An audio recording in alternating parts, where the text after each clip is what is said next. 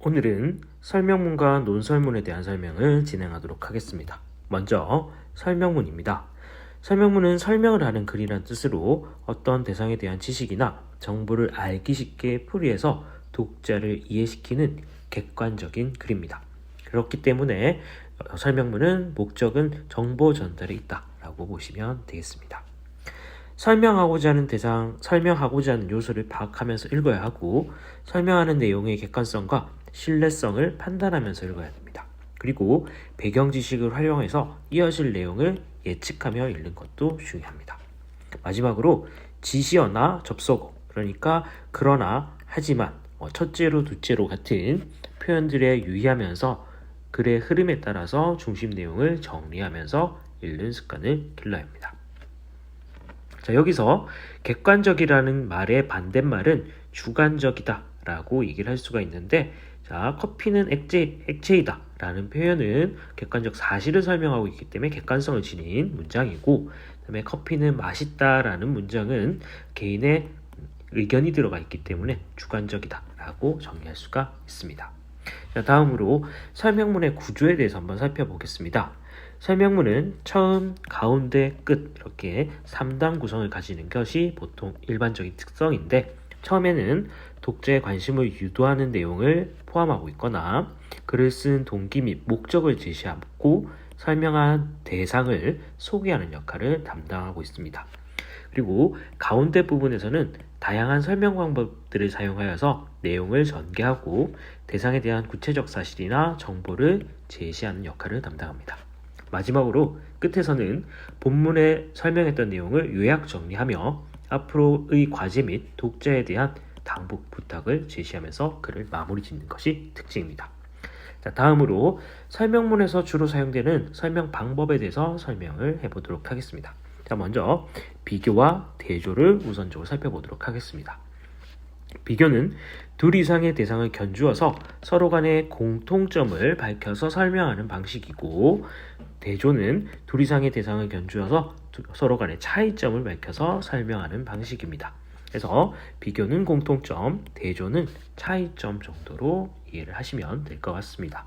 자, 그래서 비교 같은 경우에는 예시로 철수는 민수보다 키가 더 크다. 그래서 철수와 민수의 키라는 공통점을 가지고 비교를 하고 있는 것을 보시면 되겠고, 대조는 철수는 키가 크지만 민수는 키가 작다. 이렇게 해가지고 이 키의 성격을 반대로 보여줌으로써 대조하고 있다라고 보시면 되겠죠.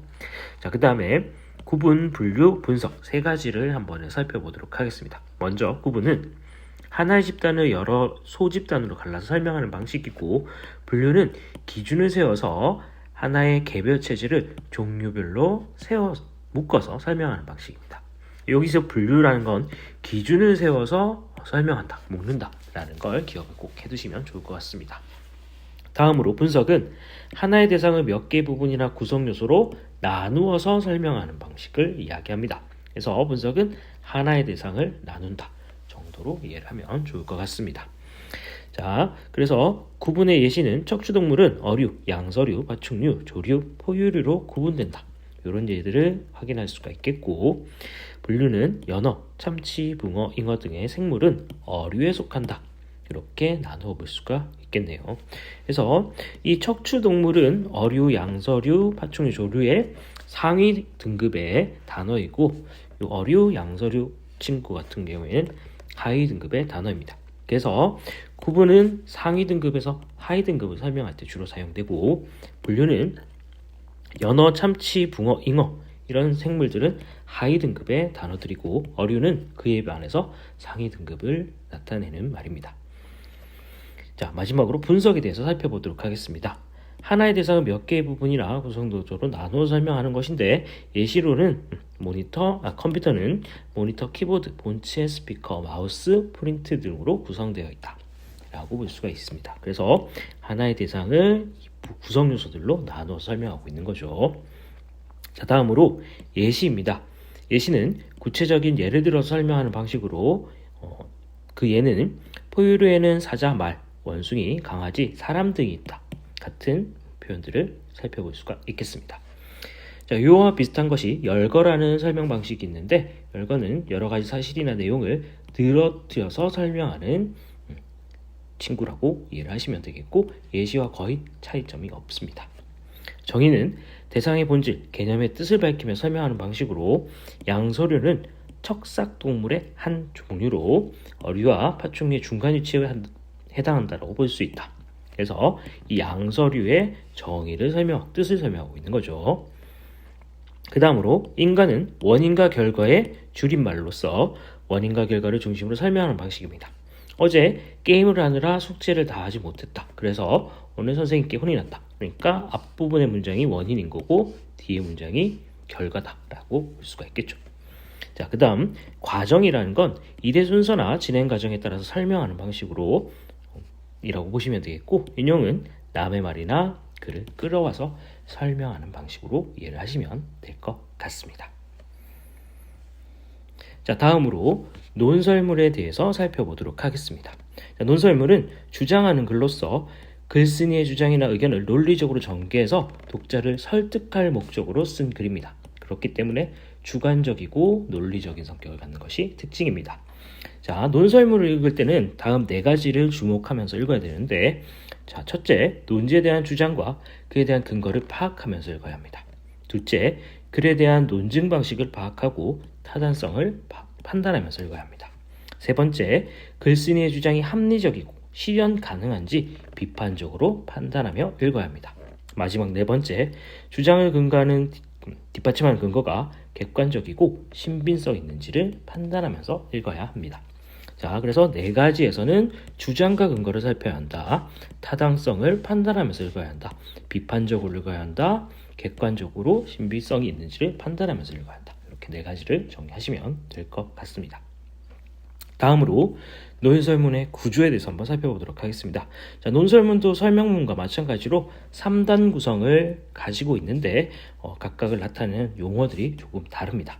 자, 처음 부분은 서론, 가운데는 본론, 마지막 부분은 결론이라고 이야기를 합니다. 먼저 서론 부분에서는 독자의 흥미를 유발하거나 글쓴 목적과 동기를 제시하며 논제를 제시하고 주장을 제시하는 특징을 가지고 있습니다. 그 다음 본론 부분에서는 주장에 대한 근거를 제시하며 근거별로 단락을 나누어 제시하는 방식이 일반적으로 보여집니다. 마지막으로 결론 부분에서는 본론의 내용을 요약 정리하며 주장을 한 번 더 강조하거나 앞으로의 전망이나 담보할 말들을 제시하며 글을 마무리 짓습니다. 자, 다음으로는 논설문이 갖춰야 할 3가지 요소에 대해서 한번 살펴보도록 하겠습니다. 자, 해당 용어들은 문제에서 잘 나오는 단어들이니까 용어의 뜻을 정확하게 이해하고 있는 것이 중요할 것 같습니다. 자, 먼저 타당성은 옳은 말인가에 대한 성질로서 주장과 근거가 참인지 근거의 이유가 잘 제시되어 있는지를 살펴보는 방식이다 라고 보시면 됩니다. 그래서 참이냐 근거가 이유가 잘 제시되어 있는가를 따지는 방식이다. 자, 신뢰성은 믿을 만한가에 대한 성질로서 근거의 출처가 명확한지 근거의 자료의 양과 질이 충실한지를 살펴보는 방식입니다. 그래서 출처를 따져본다, 양과 질을 살펴본다 이렇게 보시면 되겠죠. 마지막으로 공정성은 윤리적인가에 대한 성질로 도덕적으로 문제가 있는 주장이나 근거를 살펴보도록 한다라고 보시면 되겠습니다. 그래서 공정성은 윤리성이나 도덕성을 살펴보는 방식이다라고 보시면 되겠습니다. 아니면은 공정성은 어느 한 군데로 치우치지 않았는가에 대해서 살펴보는 방식으로도 볼 수가 있습니다. 자, 마지막으로 설명문에서 사용되는 논증 방식 3가지를 살펴보도록 하겠습니다. 먼저 연역 방식입니다.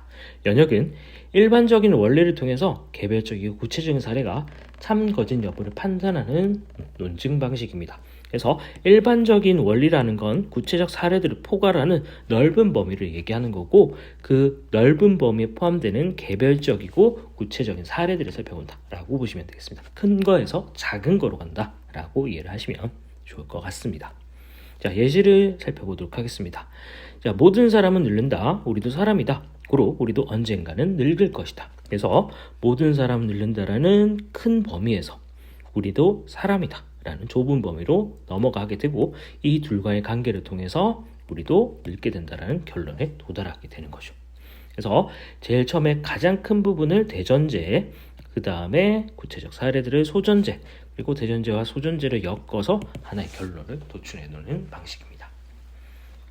자, 연역론증의 특징 두 가지를 살펴볼 것인데, 첫 번째가 전제가 결론을 포함하고 있습니다. 자, 전제가 결론을 포함한다는 건 이 내용 두 가지가 결론에 영향을 준다. 합쳐서 결론이 만들어진다라고 보시면 되겠죠.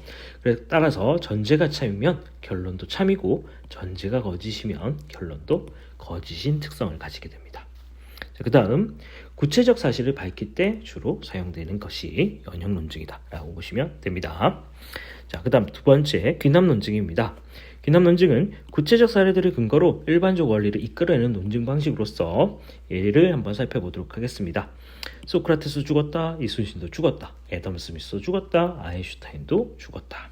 소크라테스, 이순신, 애덤 스미스, 아인슈타인은 모두 인간이다. 그렇기 때문에 모든 인간은 언젠가 죽을 것이다. 그래서 귀납론증은 연역론증과 반대로 작은 사례들이 모여서 커다란 하나의 원리, 규칙들을 만들어내는 것을 귀납론증이다라고 보시면 되겠고, 특징 한 가지를 살펴보도록 하겠습니다.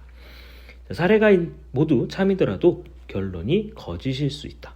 그러니까 이렇게 여러 가지 사례들을 살펴보더라도 하나의 반박 논증이 나온다면은 결론이 참이 되지 않을 가능성이 높은 것이 귀납론증의 한계점이다라고 보시면 되겠습니다. 자, 다음으로 유추를 살펴보도록 하겠습니다. 자, 유추는 귀납의 한 방식으로서 둘 이상의 사물이나 조건에 여러 면이 유사하다는 점을 근거로 다른 점들도 유사할 것이라고 추론하는 방식입니다. 자, 그리고 예를 살펴보면 사자와 고양이는 둘 다 발톱이 날카롭고 꼬리가 있고 네 발로 다닌다. 그래서 사자와 고양이의 유사성을 살펴보고 있는 거죠. 사자는 육식을 한다. 따라서 고양이도 육식을 할 것이다. 라고 보시면 되겠습니다. 그래서 유추의 특성은 대상 간의 유사성과 타당성이 높다라는 것을 유추의 특성으로 살펴볼 수가 있을 것 같습니다. 자, 이상으로 설명문과 논설문의 정의와 특징에 대해서 살펴보았습니다.